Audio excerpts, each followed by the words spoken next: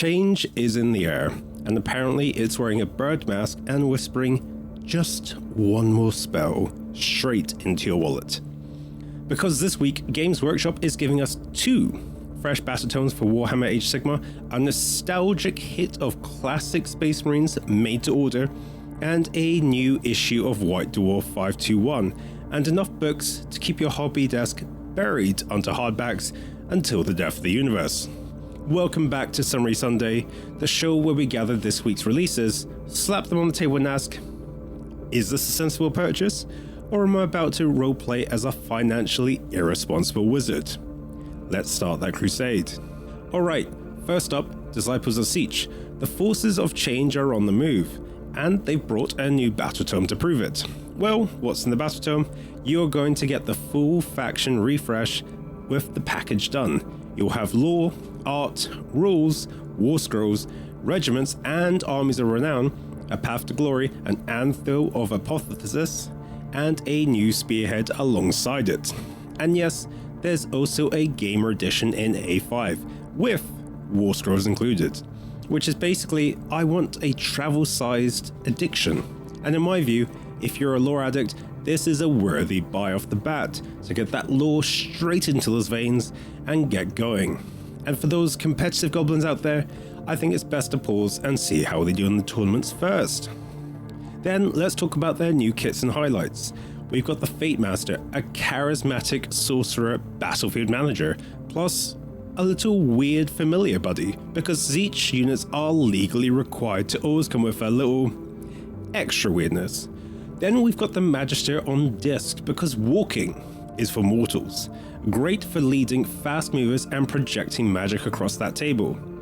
Then we've got the Argent Shards, a faction terrain of 2 corrupted crystal splinters that basically stand there and scream, stand near me and become a better wizard. This is a must buy for those hobby gremlins out there because I think it's absolutely great. It can fit into any battlefield and looks like a heck of a challenge to paint as well, if done correctly. Then let's talk about the Spearhead Tangzor Warflog, a balanced spearhead box with disc speed, mutant punching power, and flexible builds. Swap those Skyfires in a lightened round. There's weapon options on foot for the town scores as well, and it'll be the usual I'll decide at 2 AM what I want to do, typical hobby dilemma. Whilst I enjoy the box, I think this is a great purchase for those looking to get into the concept of Tzeentch. And I'm looking at you gremlins out there, it's small enough in numbers that it's not going to sit in your pile of shame, and hopefully not be too expensive that it burns a hole in your wallet. Then let's talk about the bigger boxes and the add-ons. We've got the Battle Force Warp Flame Cavalade, led by Karavos Fate Weaver. It's a whole demonic party. Screamers, flamers, horrors, chariots, and enough color variation to make your paint rack cry. Then let's talk about the Regiment of Renown, the Seekers of Silver, a compact magic rocket you can splash into other Chaos armies. Then for the War Scroll cards and dice, well, these are when you want to be rolling Betrayal in matching swirls. Well, should you care? If you play Tzeentch, yes, obviously. If you don't, this week you'll just start to paint the horrors and wake up 6 months owning 3 shelves of wizards. Now, if your magic preference is less crackling change and more clean geometry and emotional discipline, it's time for the Lumineth Realm Lords, with a brand new battle tome under the banner of Tzeentch. Well, what's in this battle tome? We're going to be looking at the same deal here. We've got lore, art, rules, war scrolls, plus a path to glory, Anvil of Apotheosis, and a new spearhead, the Hurricane Vanguard. And yes, there's a gamer edition as well in A5 with reference cards, the perfect companion for those who alphabetize their paints and judge you for not doing the same. Again, another great buy for those lore addicts out there, but again, for those strategists and those game players, wait to see what's happening. Then let's talk about their new kits and highlights. We have Vanir Lord Regent, a frontline general who makes infantry play like a well-oiled machine, especially tasty with wardens. And you're talking Wall of Blades energy? Well, that punishes charges before the fight even starts. Then we got the Spearhead Hurricane Vanguard, which has mobility, control. You've got a Spirit of Wind, which is a big hitter, a Wind Mage, Wind Chargers, and Wardens to hold the front line. Fast, elegant, and extremely I planned this 3 turns ago. Now, in my opinion, I would stay away from these, as I don't see much variation between the units, but this is completely up to you. And for those competitive people, again, be careful, but I think it could be a good purchase if you want a hard counter against those fast units. But wait for the battle tome. Then let's talk about the big box and regiments. We've got the Battle Force Illithan Warhost, led by Eleanor and Ella Thor, with a great spread ballista, battle lords, river blades, sentinels, and wardens. This is a backbone army box. Melee, ranged, magic, the whole discipline set. And it is a great starter out there for people looking into getting into the hobby and vibe with their Lumineth Realm Lords. So, a good purchase there. Then let's talk about the regiments around the Sigil Convocation. A Sonari Mage plus 3 endless spells. It's basically I bought my calligraphy kit to a knife fight.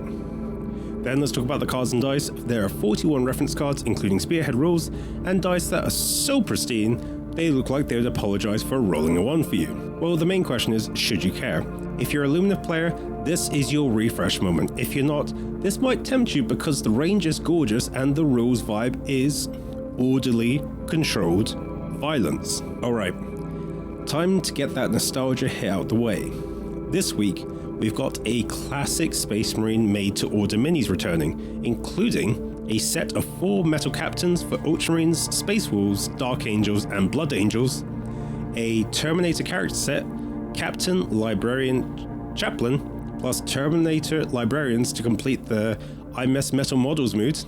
We've also got a classic Ultramarines character set including Magnus Calgar, Chaplain Cassasis, Sergeant Telion, Chief Librarian Targarus, and Cato Segaris. And the beloved Armor Through the Ages set, Mark 1 through Mark 5 Power Armor, perfect for display conversations or starting the lovely while whispering.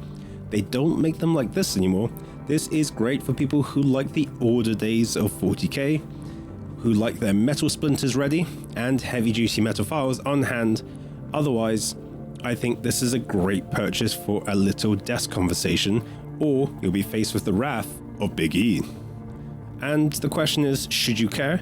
Well, if you're a veteran, this is a nostalgia ambush. If you're new to this, this is how you accidentally become a collector. Next, we have White Dwarf issue 521, which drops with a skirmish focus vibe. The highlights of this are new rules for the Warhammer Quest Darkwater, 4 Lumineth champions heading into the Jade Abbey to purge Nurgle's nastiness. Space Marine Operations minigame continues with new missions and enemies. We also have painting and hobby guides for the Night Lords and Necrons, and a fun lore poke of were Gaunt's ghosts even real, or were they propaganda? Which is exactly the kind of question lore channels send you with a 3-week spiral on YouTube. Then let's talk about the books. The books this week are stacked. We've got Astrid Thurga, Pyre of Faith Limited Edition by Dan Ware. Signed Fancy Collector Bait, it is a Dr. Sororous honor drama with play cope problems and some very uncomfortable choices. Then we've got the first Marshal by Evan Dickon, follow up to the Linus of the Parch, political tension, hammer heel trouble, and that kind of everything was on fire but it's fine storyline we definitely love.